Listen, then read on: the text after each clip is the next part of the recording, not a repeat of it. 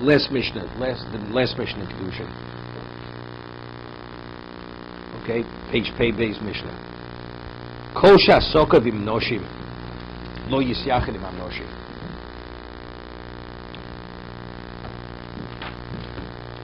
A man whose profession is to have to do with women. A person's a beautician.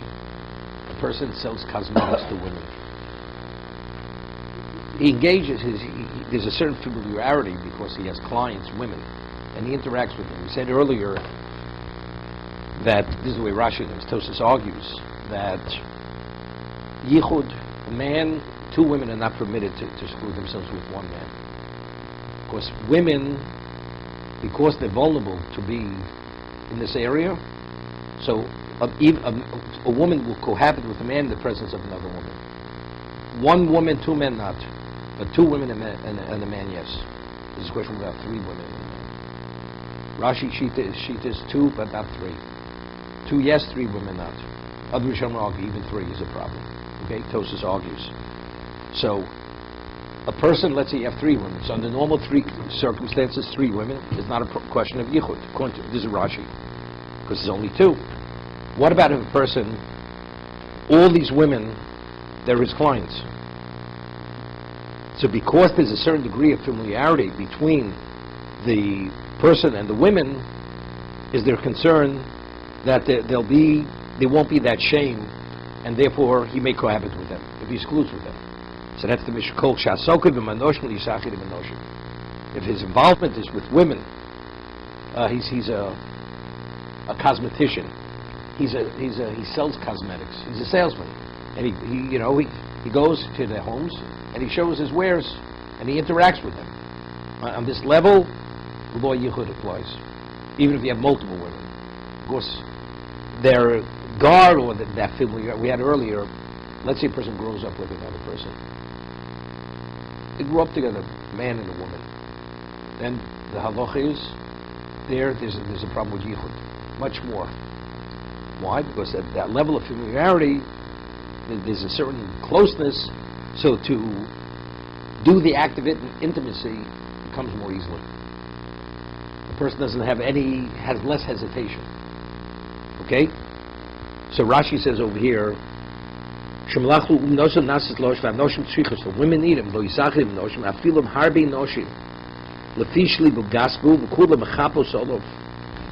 says something, he says two things.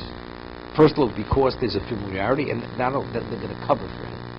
Even if he does acts with impropriety with them, they're going to cover for him. Why are they going to cover for him? Because of their level of relationship that they have with him. He says, but if it be another person who doesn't have this level of relation with them, if it would be two, it's a problem. But three or four women, it's not a problem. So Rashi is learning the halacha of yichud is only one man with two women. That will be one man with three women. The law yichud doesn't apply, which I said it's not simple. Tosfos is going to argue. But lo yilamed is odom is b'no umnis hanoshin. You should not, when you teach, we had earlier in Kedushin, the first parak, the man has an obligation to teach his son a livelihood, a craft for a livelihood. So what about teach him to be a beautician or this area of livelihood? The person should not. Because by teaching him, it's inevitable, or it's creating problems. You can create problems for your son, his life. Even if the father is already a beautician? Lo yilamed odom es b'no umnis hanoshin. It's not a good idea. Ramero malolim yilamed odom es b'no umnis nekiya v'kalov. If you teach your son whatever the livelihood is, the craft, it should be nekiya, it should be clean and easy. It shouldn't be too complicated.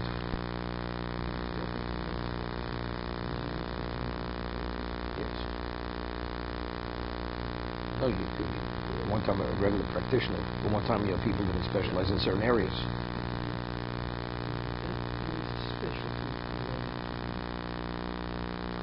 The Gemara says in the that if you see animals procreating, you're not permitted to watch the act. Because it brings certain thought. The person is a farmer, and he has to seminate the animals. and sometimes he has to take the bull and put its male organ into the cow. So is it a problem? The Gemara asks, if a man's not permitted to see the act of procreation, even between two birds, so to do this, are you permitted? She says, no, it's business. So what? That's permitted. The person makes a living by gambling, pornography. You engage. They're not permitted. So the Gemara says, "B'mlachta kotorit," because he's distracted. He doesn't see it as a sexual act. The mindset it's a whole different thing. The way he relates to it is not within the context of sexuality, but with the interest. That's because he has the cow has to be pregnant. How do you have a calf? That's what you do. So it's taken out of the context. When you're standing and watching, that's an act of procreation. That's what you're witnessing. Here, this is what if you're a farmer and you want to have calves, you have to impregnate the calf with the cow, with the bull. That's what you do.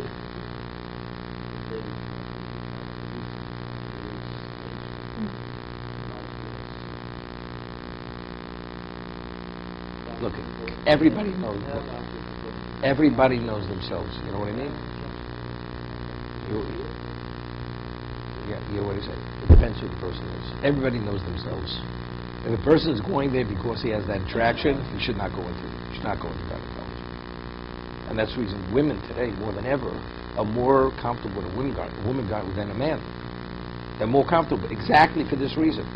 It's not because they're paranoid.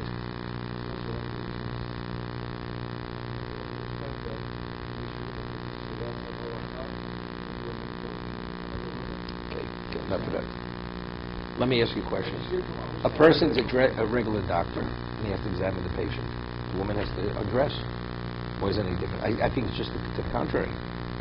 The gynecologist, it's something which is in a certain way disgusting. Right? To look at to examine that part of the body, but to see the upper part of the body, that's what a man is attracted to. So a regular doctor has the same issue. Right? There's no difference. So I really don't, unless the person's somewhat a pervert, he prefers the gynecology over a regular general practitioner. It's safe, you stay with the knee as a podiatrist. That's a knee down to the ground. You're safe. You're safe. Okay.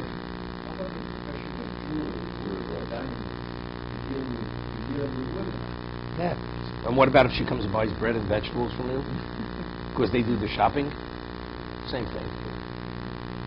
If you have to put it on her body to show her how it looks and all that, then it's a problem. No, very often they have a woman there who puts it on her.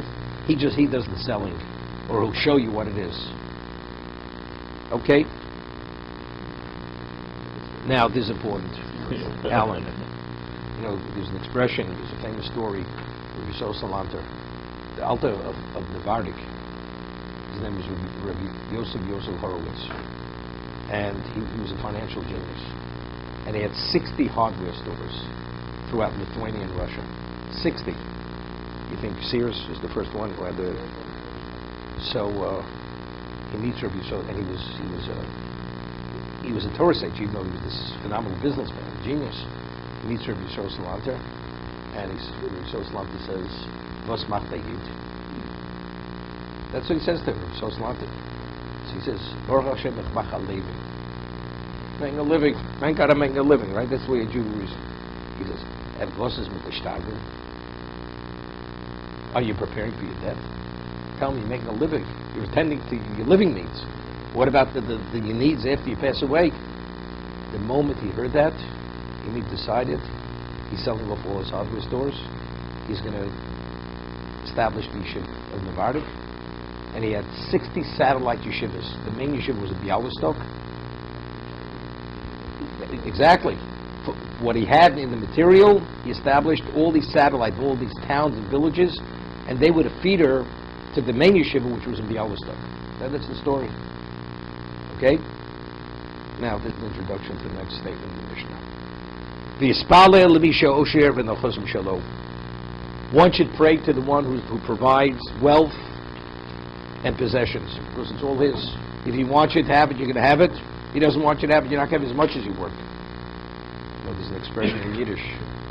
David probably heard it from his grandmother. Ma'arbet for the table. Ever hear that? You work for the devil. It's such an expression. As much as you work, you're going nowhere. You heard that one from your grandmother? Ma'arbet for the table. What? No, Rameir Omer, you said that. No, he's saying even professions or crafts which are permitted, but among those you should choose something that's niki and color. Like we'll speak later about a person who's a tanner. It's physical work, and also the person has a stench. He can't even get it. It's so absorbed in his body, people don't want to go near him. Like the Gemara says above the Basra. The world needs tanners, the world needs perfumers. Both. Fortune is the one who's the perfumer, and woe to the one who's the tanner. No? The world needs it, but you know something? Okay, same thing. So, of all the crafts and professions you teach your son that are permitted, you should teach him something which is Niki B'Kala, which is not too complicated, and it's clean.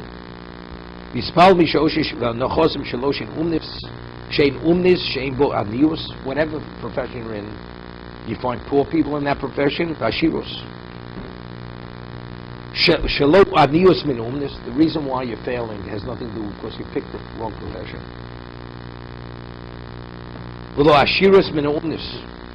And because you find people in the same profession, some are wealthy and some are poor. So why do some succeed and some fail? The answer is because that's up to Hashem. Who should succeed, who should fail? What determines whether you succeed or fail? It's based on one's merit. Whether you should be impoverished or have wealth. But it's interesting. The way it reads, so how do you understand it? David. So if you succeed, that means you have a schus. If you don't succeed, that means you don't have a schus. It means just the opposite. The reason why Hashem doesn't want you to succeed is because you have a schus. Because if you succeed, maybe to have wealth, they complicate your life. So the schus protects you that you should not have wealth. Hearing it? Maybe wealth also. It goes in both ways. The schus go in both ways. Schus doesn't mean to say the reason that means you don't have schus. Doesn't mean that. It could be the other way too. It can go both ways. Right. That's what I'm saying. Simply means wealth is schus. If you don't have schus, you have poverty, you're poor. No, be the other way also. You can go either way. That's the point I'm making.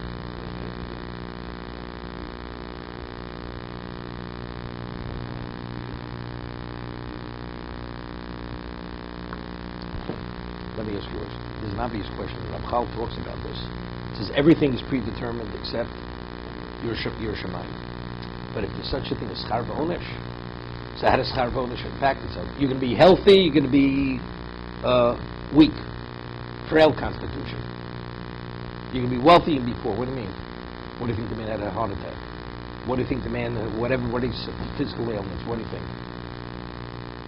It's because that's the Yor Shemayim, because he chose not to pay properly. I mean, if you go on the straight path, it's going to happen. If it's decreed, you're not, as much as you go on that path, it's not going to happen. But if it is decreed and you don't go on the straight path, you're going to become poor. You're going to lose that wealth. That's what it means. So the Yor Shemayim is really the rudder on the boat. You keep the rudder in a certain, the boat goes in that direction. You move the rudder, you go down the falls with the boat. What? Everything changes. Everything changes. Very fundamental.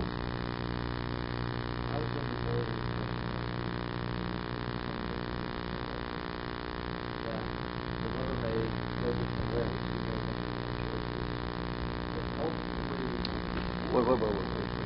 Wrong choices in what? In business decisions, but not in spiritual decisions. I'm talking about spirituality. He took the wrong path. So you're not worthy, said the Mishnah take your others. One who studies Torah mitoch oni, despite your impoverished state, you dedicated and you persevere and study Torah. Ultimately, Hashem will provide wealth. And the one who goes and has wealth and he wastes his time, ultimately, you're going to waste your time in an impoverished state. Right? So Hashem gave you wealth. That means it was meant to be, you were supposed to be wealthy. If you would have behaved, he would continue to give you wealth. Otherwise, he withdraws it, takes away from the person. But you understand, it's very complicated. Because you have tzaddik v'ralo, you have rosh v'tovlo. So there's no rhyme. It seems but there is a rhyme and reason. Russia is getting his payoff. The tzaddik, when he receives the wealth, it's to facilitate the mitzvah. It's not a payoff. But that's what makes it complicated. Because the way it's perceived, you see, he's a Russian. Despite that, you see, he's succeeding, whatever, everything's good for him. But you know what the cost factor is? He's paying, it's like a person, he goes on, years ago, there was a psychological study done that people where they were dismissed from the jobs, afterwards, they took a very expensive cruise or vacation with their wife. And literally, they depleted the bank account. When they came back, they didn't have much left. Because they had to have the so-called the last fling before they were confronted with the reality. But if they would have saved that money, their situation would be a lot less complicated. That's what it is. So you understand, the person, Russia Vitovlo, this is his last fling, so to say. After that, it's into the oblivion with nothing. It may take 70 years to get there, but it's going to happen.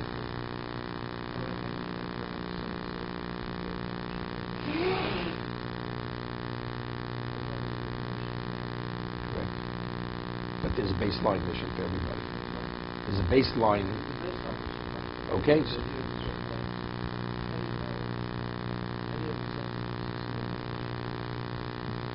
You know something? Every one of us know, regardless what we do, we all know we could do better. Even with the context that we are. Whether you're a doctor, we could do better as a Jew. Okay? So if we could let's try to do better. Once you reach a certain level of doing your best, then you realize what you should do. Understand? It's a growth. Based on the growth, then you come to certain levels of understanding. I'll give you an example. Today, because we mature, experiences in life, learning many things, we think, if I would have known today what I known 30 years ago, what I know today, I would have made different decisions 30 years ago. Not that necessarily professional ones. Many certain things. Right, so what does that mean? So I've grown. You can't undo the past. You can't go back, but going forward, you want to do better. So if you appreciate you could do better, so you try to do better. So you see, the more you do better, you come to different levels of realization of what you should be doing. So that's how you know whether you're lagging or you're not lagging.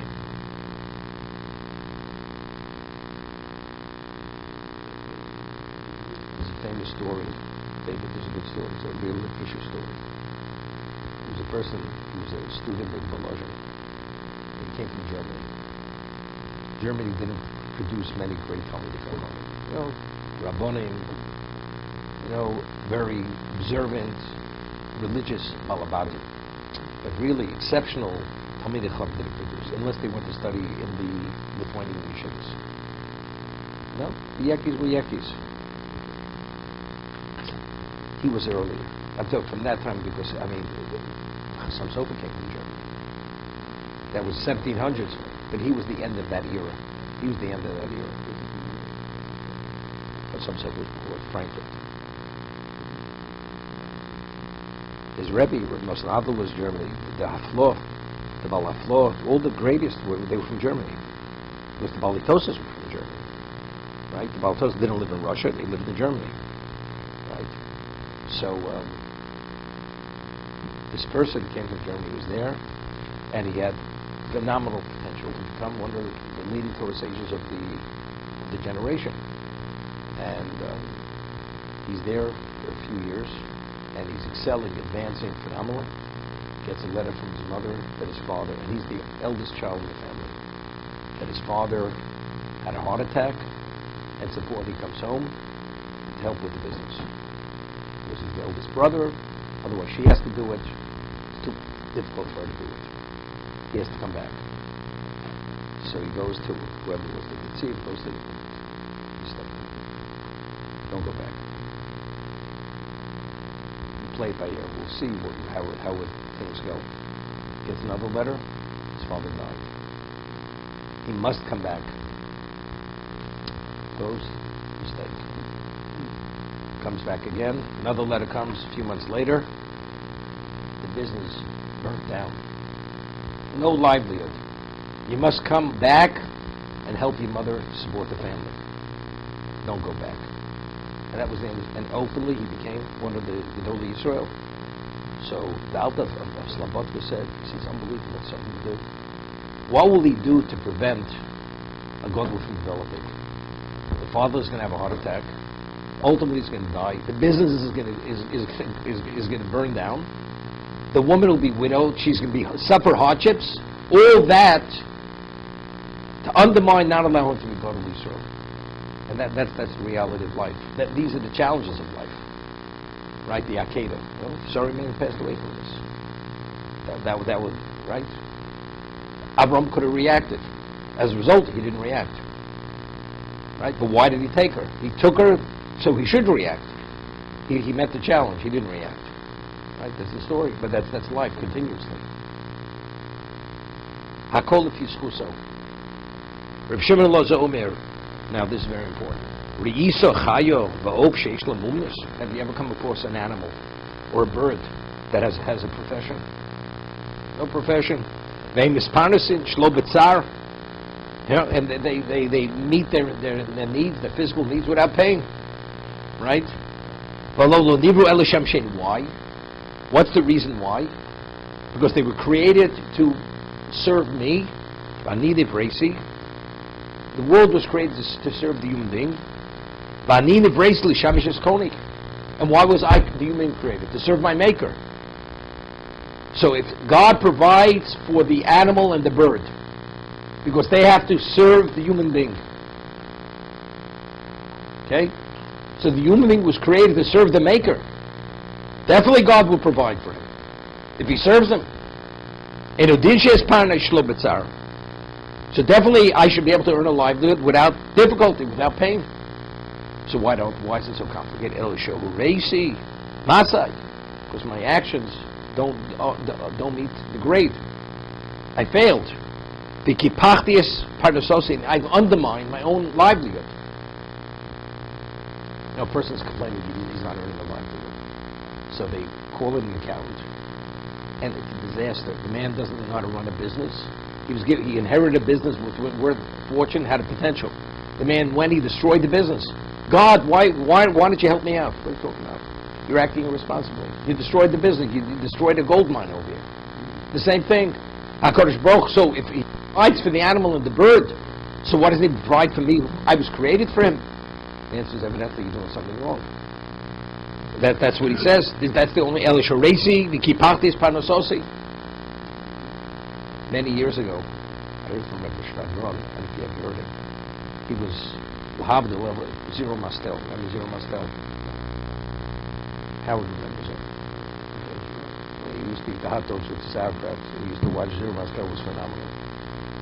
So Rav Shadron was better than Zero Mastel as a Maggid. He could act it out, have the people laughing and crying within minutes. I mean, that's the way he was able to deliver his message. Rav Shadron. So Yerushalmi Maggid. So he told over a story based on this Mishnah. And he said, his point. This person had difficulties. He says, the bird, the animal, does it have difficulty earning a living? Providing its own needs and sustenance comes naturally. And this and that, the human being has to struggle and toil and this and that and worry. And all of a sudden he sees the person crying. He's crying. See, he was trying to move him, to do tshuva. So he says, why are you crying? He says, it would have been better to be born an animal, to be a behemoth. The person says, maybe it would have been better to be a behemoth. So he says, we missed a behemoth. You are. If that's what you think, you're not wiser than the animal. As the animal has no intelligence, you have no intelligence. Yes, I think it is. But that's exactly the point. But again, if you make the right choice, the animal doesn't. That's why God provides. But why? What's the value of the animal? To accommodate the human being. So it's a koshke. The animal is created to accommodate the human being. And the God provides, so you're created to accommodate him. And if you do the right thing, he's not going to provide. So why isn't he providing? The answer is you're not doing the right thing. That the animal is accommodating the person, but the person is not accommodating God.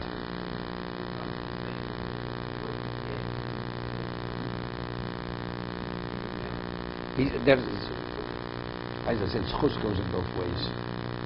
Goes in both ways.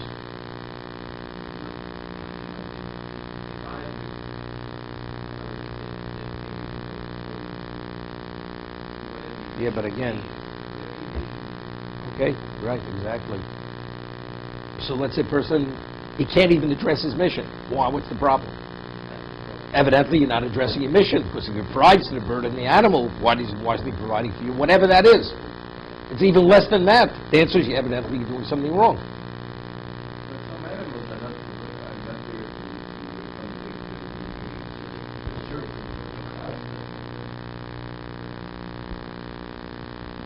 Every species is here to provide. Man is the center of the universe. Everything is to accommodate him. You mean you don't own a pair of crocodile shoes?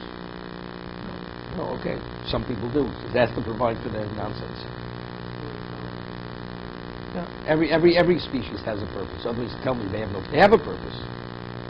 Okay. A few minutes, right? Abagurian is Saidin Omer Mishum Abaguria. Lo Yilamid Odom Spino Chamar Chamor. Person should not teach his child to be a mule driver. A mule driver. Gamol, a camel driver. Kador, a potter. Sapon, a sailor. Roer, to be a shepherd. The Chenvoni, or a storekeeper. You hear this? She'umnuson umnus listing. Because that profession, inevitably you become a thief. He explains. Person is not a shepherd is easy what it's about.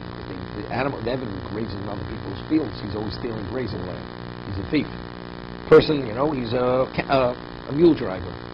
Let's say, he camps at night, he's traveling, he needs wood, he goes to somebody else, cuts wood, he needs to make a fire.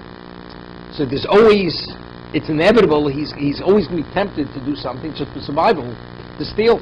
All these people are a chenvoni. He's always speaks about, what about if you overcharge a person? You sell a person as first-class merchandise, but it's third-class merchandise. That's called stealing. We're talking about deliberately. The Gemara says everything is inadvertent. After a while, everything is, because that's the way you do business. If you take an old vessel, the Gemara says, and you refurbish it, and it looks like a new vessel, or you display your fruit in a way, you put on the top, and when you buy more, you don't check the lower, and the person buys the damaged fruit. That's stealing. You understand? It's inevitable. It's listed. Rabbi Yehuda Mishvo HaChamorin Ruben Rishoyim. He says, if you're a mule driver, the majority are Rishoyim, because they're thieves. Hagamolin Ruben Pshevin. Now, where does a camel driver go? He goes through the desert. Danger. You're exposed to endless danger. So a person becomes broken, fierce, so he turns to Hashem. So therefore, the majority of camel drivers are tzaddikim. Hasaponim. You're a sailor. Ruben Chasidim. You're out in the high seas. There, you rely on Hashem. Chassid is beyond tzaddik. Tov Sheb Rofim, Alan. Legenim. Tov Sheb Rofim Legenim. It's a Mishnah. It's more than a Gemara. This is Rabbi Yehuda Nossi speaking. The best of doctors go to Gehenna. So Rashi explains why.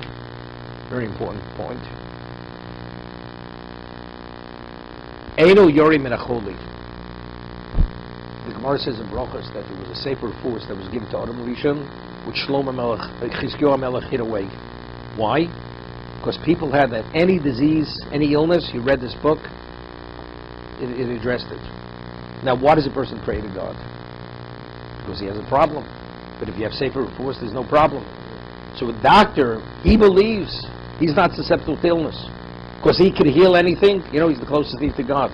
As a result of this, he doesn't behave properly. Because what causes a person to behave? There's some degree of fear.